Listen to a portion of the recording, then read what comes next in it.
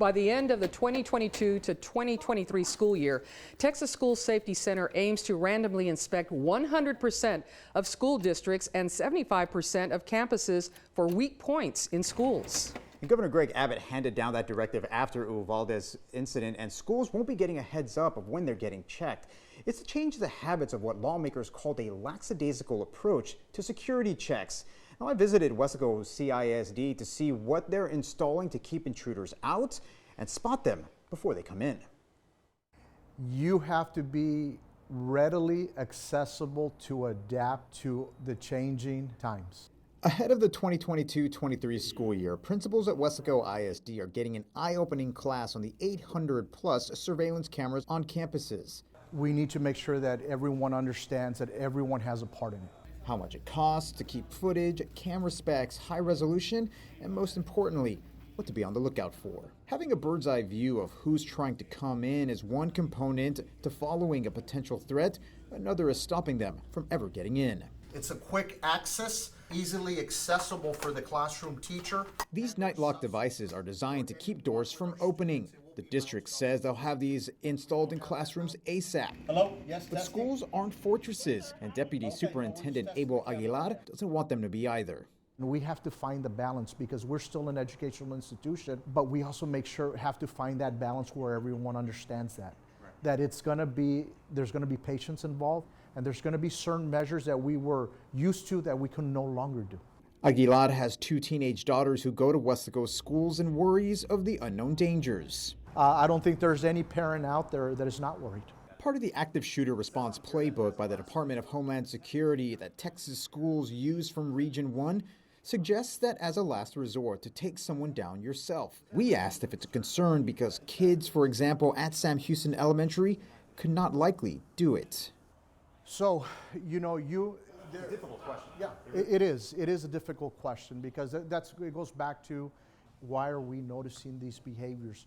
What steps do we have in place to intervene and provide services, not only to the student, but to the families? So that is going to be a key component and not let a student go too far without receiving those services that they need. So the security measures are critical, but so is that mental health component, the social emotional learning. We have to make sure that that is blended in and it has a good balance with it. And Texas is on par to spend more than $100 million on school safety and mental health. Most of that money, though, will go toward bullet shields for police and panic alarms. Now, to put it into comparison, Texas has spent billions of dollars in what some call Governor Greg Abbott's politically motivated Operation Lone Star. And with or without that money, Sam Houston principal Selma Gutierrez is sticking to a quote that she remembers from when she first got into education, and it's a direct message straight to the heart. Kids don't care how much you know until they know how much you care.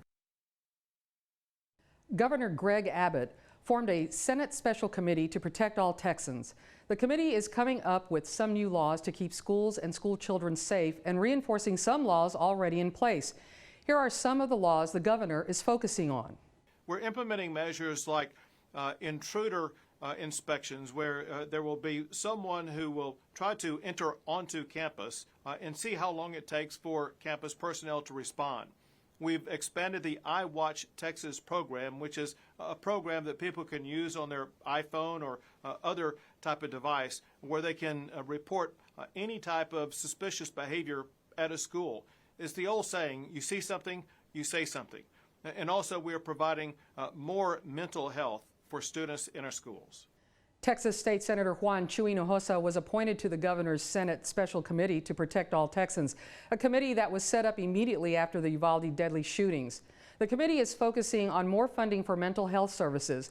The senator says the state has already provided $300 million for these services, but agrees more is needed. In addition, Senator Hinojosa says there is $114 million available for schools through grants to increase school safety.